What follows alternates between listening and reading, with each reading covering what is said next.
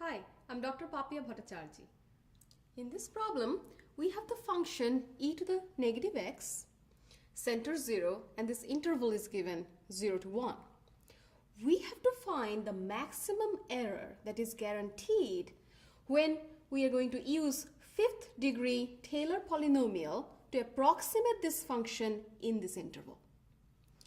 Now, you know from Taylor's theorem that the remainder helps us determine the error of approximation. So let's start with the expression for the remainder. So recall, remainder is written as Rn, and the expression is, it is the n plus 1th derivative of the function evaluated at some variable z divided by n plus 1 factorial times x minus c to the power n plus 1, where we know that this z is something that lies between the center and x. Now, let's see, there are lots of variables, right? There's n, x, c, z. Let's see what we know about them. We know that we're using fifth degree polynomial. So we know that n is 5. Okay. We know c is 0. What else do we know? Do we know x? Well, we don't. But we know something about x. We don't know the exact value of x. But we know that x lies between 0 and 1 because x is coming from this interval. So we know that x is between 0 and 1.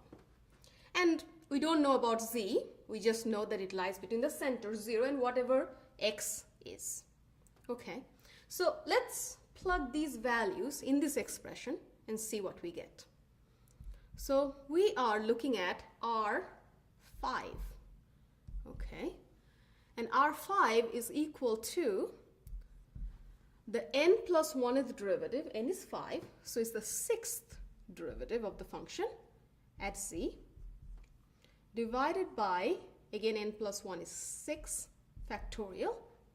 X, we don't know what x is, but we know c is 0, so we can get rid of c, so it will be x to the power n plus 1, which is 6 again. Okay, we have to find the maximum error. And error can be computed by taking the absolute value of this R5. Okay, so that will be the absolute value of this expression, the 6th derivative, because we don't know if it's positive or negative, and then absolute value of x to the 6 and over 6 factorial, because 6 factorial is already positive. Okay, in order to compute the maximum error, we have to have some estimate for these two expressions. So let's look at that. Now, let's see. Let's start with the 6th derivative. Can we say anything about it? Well, what is the function? The function is e to the negative x. So, of course, we'll be able to compute its 6th derivative, right? What is the 6th derivative of this function? Now, if you start computing the first, the second derivative, and so on, you will see there's a pattern. So what is the first derivative? It's the negative e to the negative x. Second derivative will be positive e to the negative x. So you will see the pattern is every time you compute a derivative, it will be either positive or negative of this function. Now, this is the 6th derivative, right? It's the even. And therefore, what is the sign is just positive, and it will be exactly the function itself. So we know that the 6th derivative is e to the negative x. So you can come back here, and we can write that down. You plug in z for x, so it will be e to the negative z. And then we still have x to the 6 over 6 factorial. Now, can we find the maximum value of these two expressions? If we can, then we can find the maximum value of this entire expression. So, what do we know about x? Well, come back here. We know x is between 0 and 1. some number between 0 and 1. So obviously that means that absolute value of x is going to be less than 1, right? So it's to the power 6 will still be less than 1. So we can very easily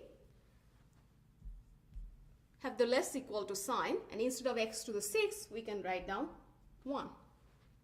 Okay. Now let's fill the gap. The 6 factorial, we just keep it as it is. It's just a number. All we have to do is figure out a maximum value of this expression. Okay. So let's see. What do we know about z? Z is something that lies between C, the center, and center is 0, and x. Now, we don't know, again, what exactly the value of x is. But what do we know? We know that x will not be greater than 1, right? X is between 0 and 1. So, z will be between 0 and 1 as well. Okay? And this is e to the negative z. So, 1 over e to the z. What can we say if z is between 0 and 1? E to the negative z will be less equal to 1. Of course, right? So here we can also replace this expression by 1. So this is 1 over 6 factorial. Just use your calculator. Find out what is 1 over 6 factorial. Okay, 1 over 6 factorial is approximately 0.0014. Therefore, the maximum error that is guaranteed is 0.0014 when you use a 5th degree polynomial to approximate this function inside this interval. Thank you.